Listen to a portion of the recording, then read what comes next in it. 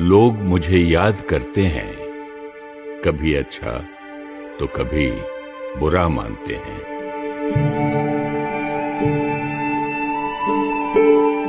लेकिन वास्तव में मैं हूं केवल अनुभव। आज मैं आपको एक ऐसे व्यक्तित्व के जीवन के अंतिम दिनों के अनुभव सुनाऊंगा जिन्हें निराकार परमात्मा शिव ने नाम दिया प्रजापिता ब्रह्मा।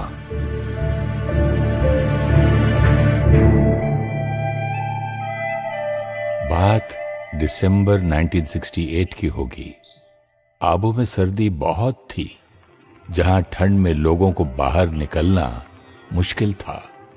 वहीं बाबा और यज्ञ के सभी गॉडली स्टूडेंट्स अपनी दिनचर्या में अडिक्ट थे। एक नया स्टूडेंट पहली बार बाबा से मिलने आया था।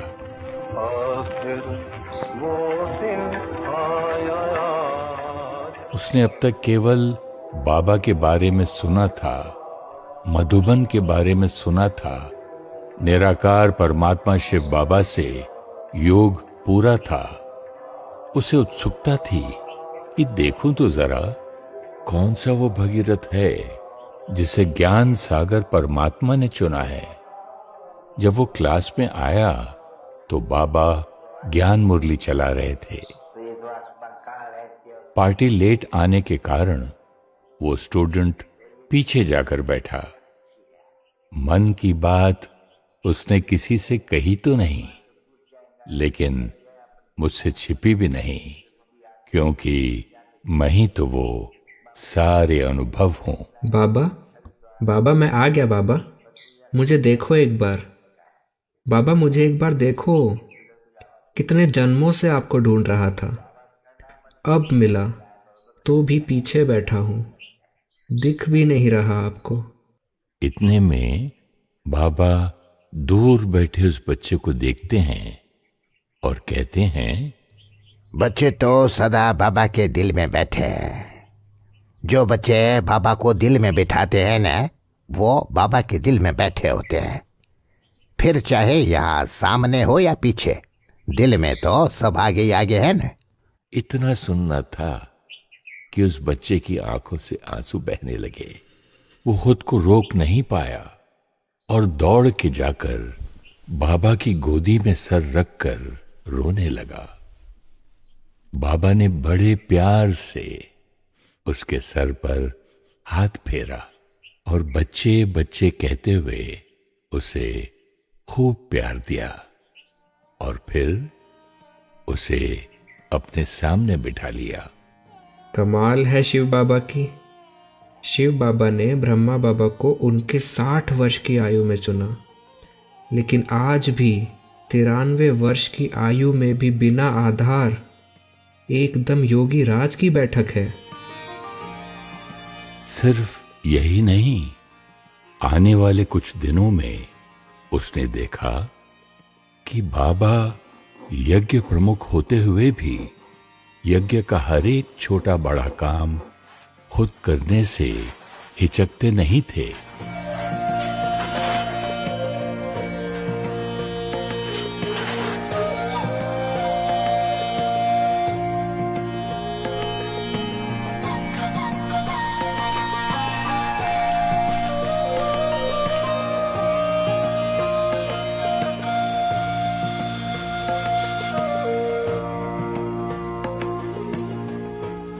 उन दिनों में बाबा बिल्कुल स्वीट साइलेंस में शिव बाबा की याद में खो जाया करते थे।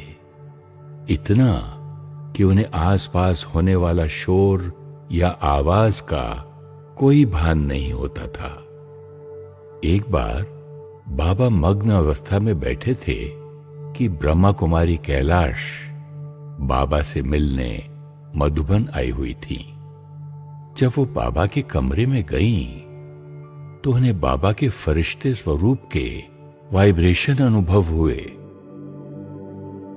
बाबा ने उन्हें देखते ही बोला, बच्ची आप तो संदेशी हो, एक बार वतन में देख कर आओ।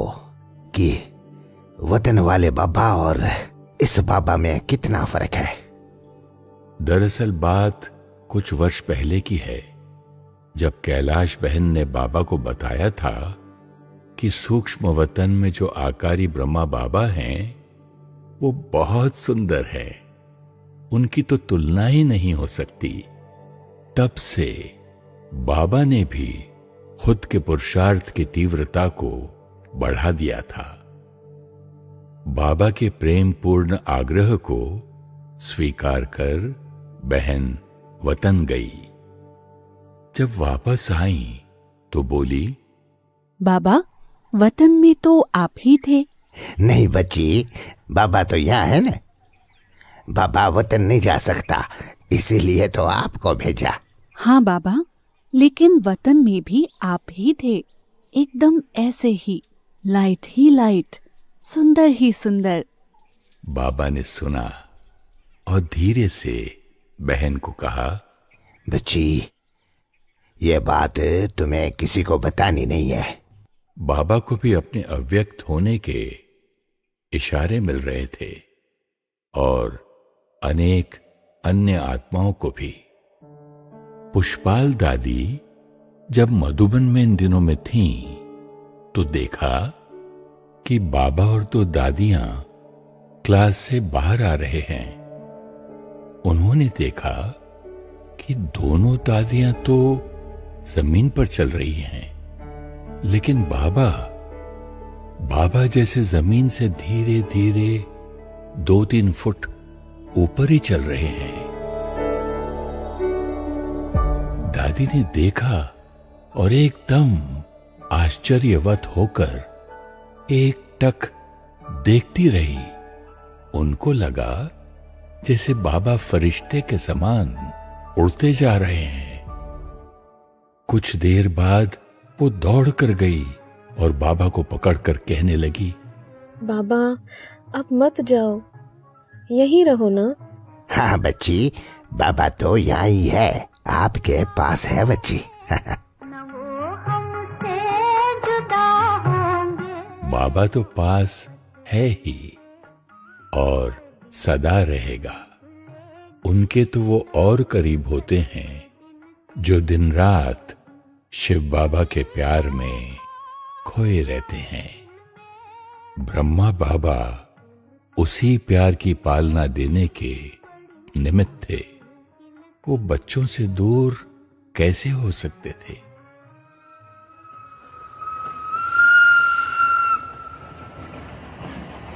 ये अनुभव लगभग बाबा के अव्यक्त होने से 1 हफ्ते पहले का है।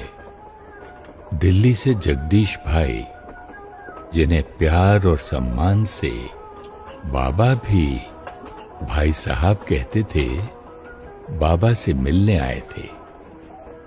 कोई बात उनके दिल में थी जो कोई नहीं जानता था, मैं जानता था। बाबा, कब पहुंचूंगा आपके पास? बस अब नहीं रहा जाता। न जाने क्यों मन बार बार कह रहा है कि बस अब और आपसे दूर नहीं रह सकता। बच्चे भले पधारे।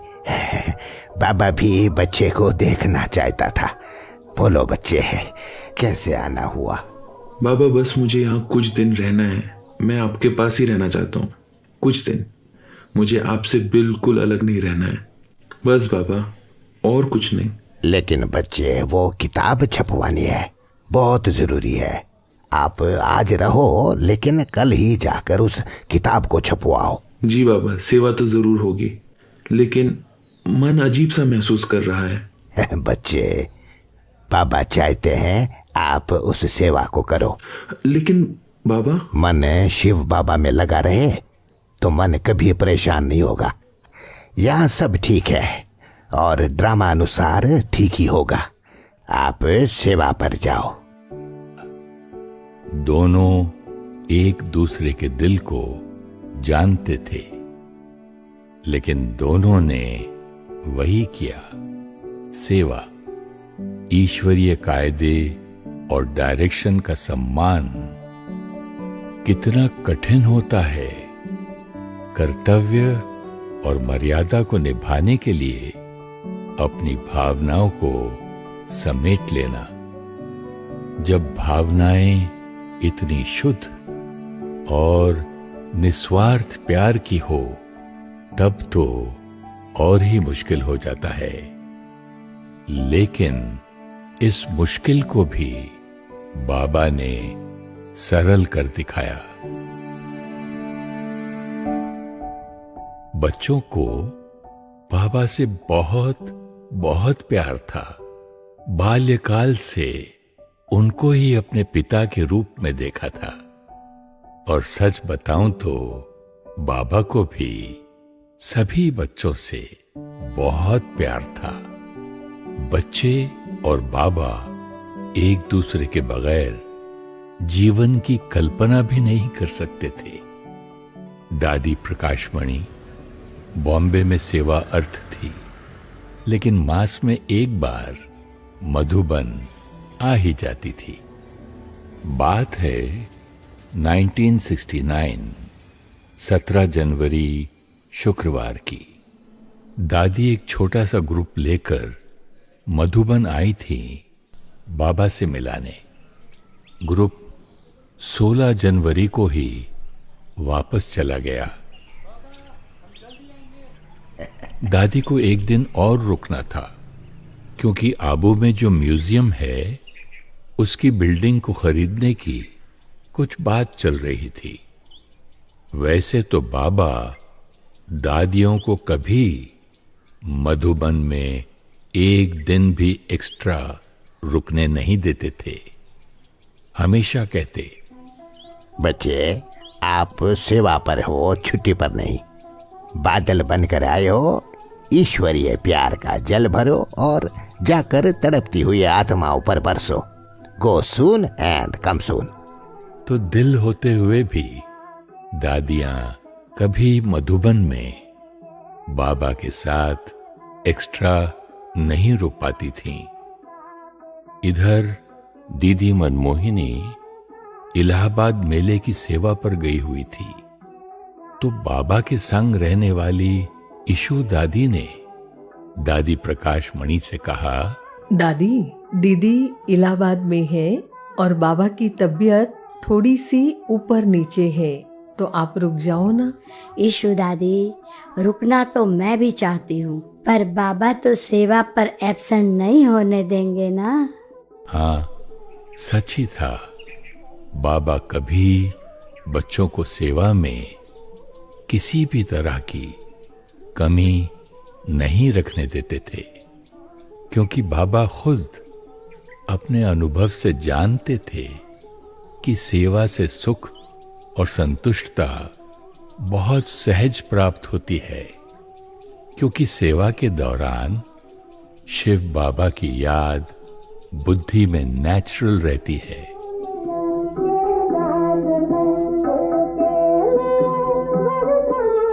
17 जनवरी को दादी ने बाबा को बताया कि आबू म्यूजियम का जो मकान आपको पसंद आया था, वह मकान मालिक भाई हमें मकान देने को राजी हो गया है, तो इसकी लिखा पढ़ी जल्दी कर लेंगे। बच्ची, जल्द नहीं, कल ही करना है, अभी नहीं तो कभी नहीं। जी बाबा। दादी बॉम्बे वाले रमेश भाई को फोन करने जा ही रही थी कि बाबा ने बोला, बच्ची, बॉम्बे में कोई जरूरी सेवा है क्या? नहीं बाबा, ऐसा तो कुछ अर्जेंट नहीं है।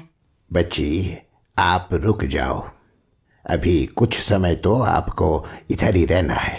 ये शब्द सुनना तो हर कोई चाहता था, पर सेवा के कारण कभी सुना नहीं था। लेकिन आज इन शब्दों को सुनकर दादी के तो पैर धरती पर नहीं थे। दादी जल्दी गई और बॉम्बे वाले रमेश भाई को फोन पर कल के कल ही मकान को फाइनल करने का बाबा का संदेश दे दिया। अगला दिन 18 जनवरी शनिवार। सुबह से ही बाबा की तबीयत थोड़ी ठीक नहीं लग रही थी।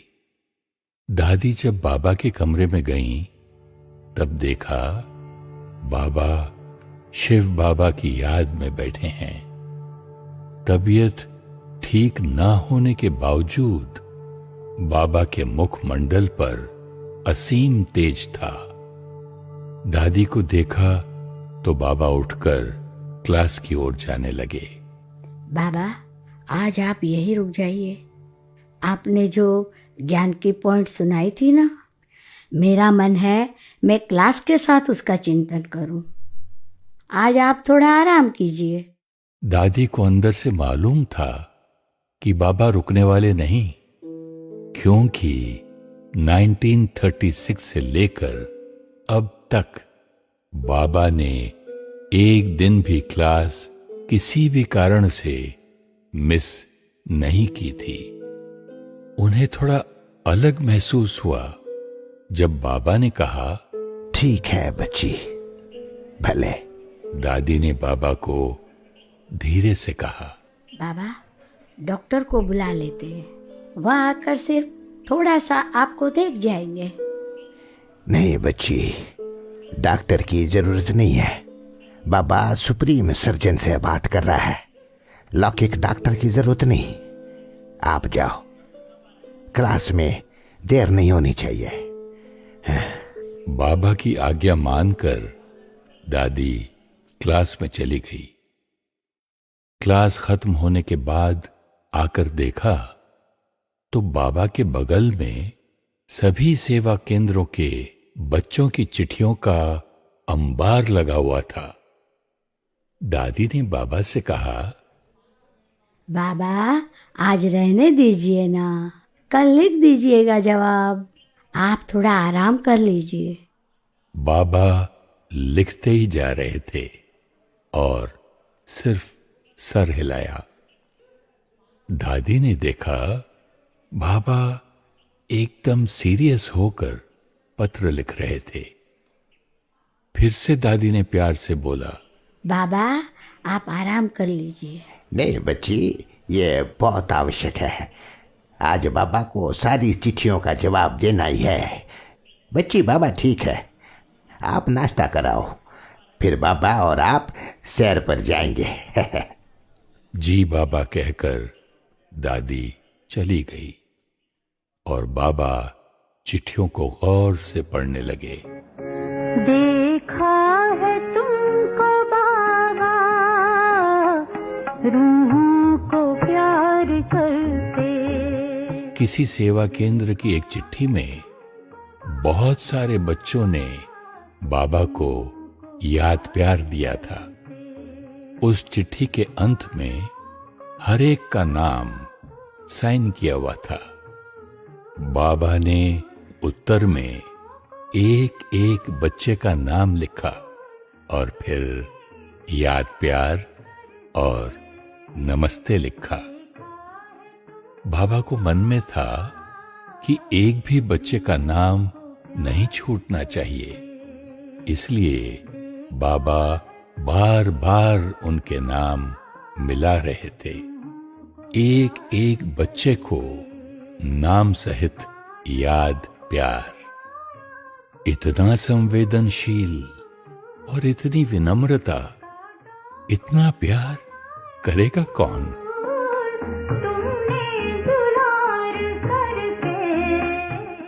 थोड़ी देर बाद दादी आई तो बाबा ने दादी का हाथ पकड़ा और पांडव भवन के कोने कोने में ले जाकर दिखा रहे थे। वैसे तो दादी को चप्पा चप्पा मालूम था, लेकिन फिर भी बाबा सैर करा रहे थे और वो भी छोटी बच्ची की तरह इस अनुभव को सहज रही थी। ज्ञान का पंख लगाकर उड़ना सिखाते देखा। बच्ची, बाबा यहाँ बच्चों के लिए कमरा बनाने चाहते हैं। यहाँ अच्छी सी नहानी होनी चाहिए। यहाँ छत डलवानी होगी, बारिश में बच्चों को भंडारे तक जाते हुए थोड़ा भीगना पड़ता है, तो छत डाल देंगे बच्ची। हाँ, या बाबा बच्चों के लिए बड़ा हाल बनाएंगे, जहाँ बैठकर सब बच्चे ज्ञान के सागर शिव बाबा की मुरली सुनेंगे।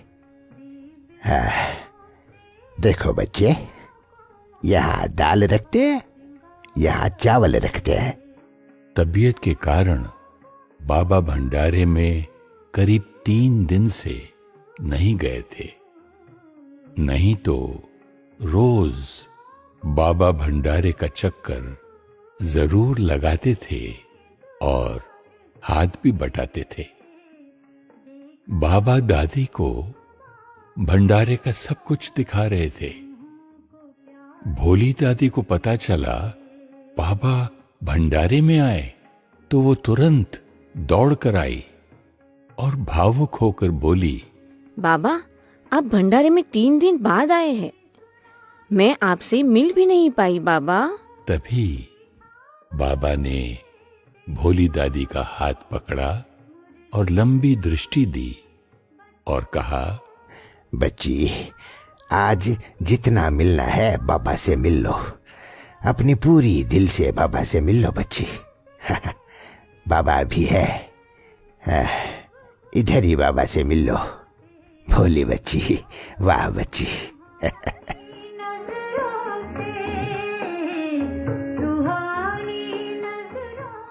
बच्ची देखो, अनाज आदि खत्म होने से पहले ही भोली भंडारी से पूछना चाहिए कि सब कुछ है। रूहानी नजरों से देखा निहाल करते। ऐसे बाबा दादी को हर बारीक से बारीक चीज दिखा रहे थे। क्यों? ये राज तो सिर्फ बाबा जाने और शिव बाबा जाने। को प्यार करते। अहमदाबाद से रमेश भाई का फोन आया कि शाम को 4 बजे आबू म्यूजियम वाले मकान की डील फाइनल हो गई है और वो शाम को 6 बजे वाली आगरा लोकल से आबू आ रहे हैं। ये आबू म्यूजियम का मकान बाबा की प्रेरणा से लिया हुआ यज्ञ का पहला मकान था। दादी ने बाबा को खबर दी तो बाबा मुस्कुराए और बोले, अच्छा है बच्ची, आज रात्रि क्लास जल्दी करनी है, डिनर जल्दी करना चाहिए सबको, बाबा को बच्चों से मिलना है। बाबा आज आप रेस्ट कर लीजिए। नहीं बच्ची, सवेरे भी बाप बच्चों से नहीं मिले तो बच्चों की बुद्धि चलती है। आप जाओ, जल्दी भोजन करने को कह दो सबको। शाम को बाबा क्लास में काफी देर तक केवल दृष्टि देते रहे, मानो एक एक में बल भर रहे हैं, एक एक को आधार स्तंभ की मजबूती दे रहे हैं। फिर बाबा ने मधुर महावाक्य चलाए। अभी खुशी का पाया चढ़ना है, बस याद की याद रहते हैं, फिर जितना जो याद करे खुशी का पाया चढ़ता जाएगा। सब में अपन गुण भी होते नहीं, वो गाया जाता है, निंदा हमारी जो करे मित्र हमारा सो भवन वचे। भगवान कहते नहीं, मेरी गिलानी बहुत कर मैं आके मित्र बनता हूँ, तो गाय भी जाता है नहीं। मीठे मीठे से कर लेते रूहानी बच्चों पे थे, रूहानी बाप और दादा का दिल जान से कहते इनसे याद तारा गुड नाइट। मीठे मीठे रूहानी बच्चों पे तो रूहानी बाप की नमस्ते। लोगों कितना निम्रता प्यार निरंकार बाप का होते हैं। अच्छा बाबा छुट्टी लेते। रोज बाबा रात्रि क्लास के बाद गुड नाइट कहते थे। उस दिन बाबा ने कहा, अच्छा बच्चे, बाबा छुट्टी लेते हैं। सबको अलग तो लगा, लेकिन इतना ध्यान किसी ने नहीं दिया। फिर बाबा उठकर जाने लगे। बाबा सब बच्चों को इतना सम्मान देते थे कि कभी पीठ करके क्लास से नहीं जाते थे, हमेशा पीछे पीछे चलते हुए जाते थे। आज भी बाबा वैसे जा रहे थे, लेकिन दरवाजे पर रुक गए, फिर से लंबी दृष्टि दी और 3 शब्द कहे, बच्चे, निराकारी, निर्विकारी, निरहंकारी। ये 3 शब्द आध्यात्मिक उन्नति का बीज हैं। रोज कई बच्चे बाबा को गुड नाइट करते थे। बाबा की तबीयत सुबह से ठीक नहीं थी, तो दादी प्रकाशमणि, दादा आनंद किशोर और कुछ भाई बहनें बाबा को जल्दी गुड नाइट करने गए। कमरे में उन सब ने देखा कि बाबा शिव बाबा की याद में एकदम जैसे कि मग्न अवस्था में हैं।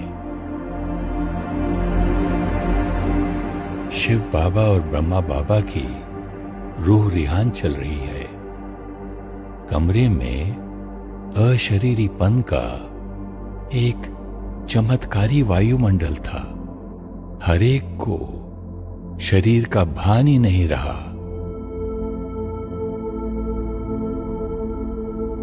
कुछ समय बाद बाबा ने इशारे से दादी को अपने सामने बुलाकर बिठाया। दादी बाबा की दृष्टि में देख रही थी। बाबा दृष्टि से जैसे मानो सारी शक्तियां ट्रांसफर कर रहे थे। फिर बाबा ने उनका हाथ अपने हाथ में लिया। दादी को अपने अंदर करंट की अनुभूति होने लगी। दादी ने बोला, बाबा, बाबा, बाबा। बाबा तो निशब्द केवल हाथों में हाथ देकर दृष्टि दे रहे थे। दादी ने आनंद किशोर को डॉक्टर को बुलाने का इशारा दिया। कुछ सेकंड की बात होगी, मानो 10 सेकंड या 20 या कितना, लेकिन ऐसा लगा मानो कितने सालों से दादी बाबा के साथ है। देखते ही देखते बाबा का हाथ ढीला हो गया और आत्मा पंछी शरीर के बंधनों को छोड़ उड़ गई। बाबा के शरीर को लिटाया। दादी को कुछ समझ नहीं आया कि हुआ क्या। सब कुछ एकदम अचानक हुआ, लेकिन अंदर एक अद्भुत शक्ति थी जो कह रही थी, बाबा तो अभी भी साथ है। साथ तो है ही।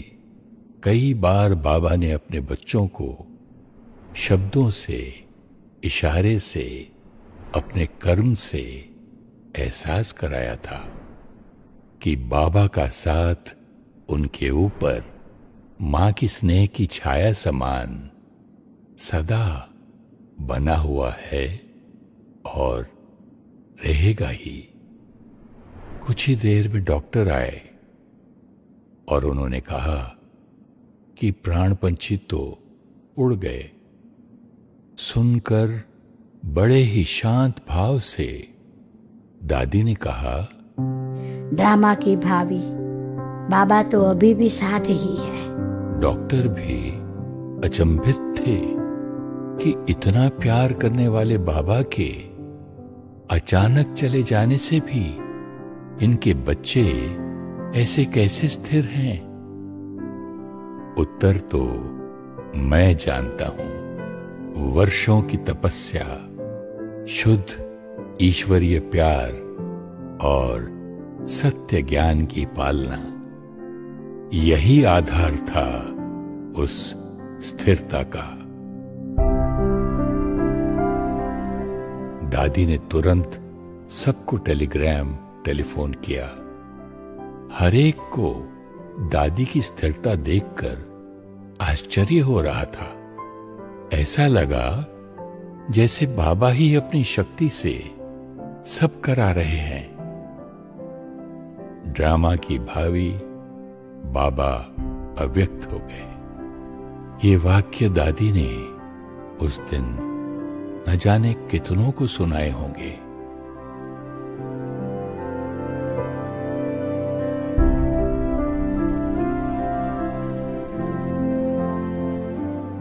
अपने प्राण प्यारे बाबा के अव्यक्त होने का समाचार न सुनने वाले के लिए न ही सुनाने वाले के लिए आसान होगा, लेकिन मैंने देखा कि फरिश्ता स्वरूप ब्रह्मा बाबा जैसे हर आत्मा को अब भी प्यार और शक्ति भर रहे थे। ना सिर्फ दादी किंतु प्रत्येक ब्रह्मा कुमार कुमारी को मैंने बड़ा ही स्थिर और अचल देखा। बाबा के अचानक चले जाने से सब थोड़ा हैरान तो थे, लेकिन अब क्या होगा, आगे क्या होगा, ऐसे सवालों ने एक को भी हिलाया नहीं, क्योंकि हर एक का दिल जानता था कि परमपिता परमात्मा दिलाराम शिव बाबा विश्व परिवर्तन करने आए हैं, और जब तक विश्व परिवर्तन नहीं होता ये कार्य चलता रहेगा। बाबा तो अंत तक हर बच्चे का साथ निभाने के लिए बंधा हुआ है, और उसको बांधा है बच्चों के प्यार ने।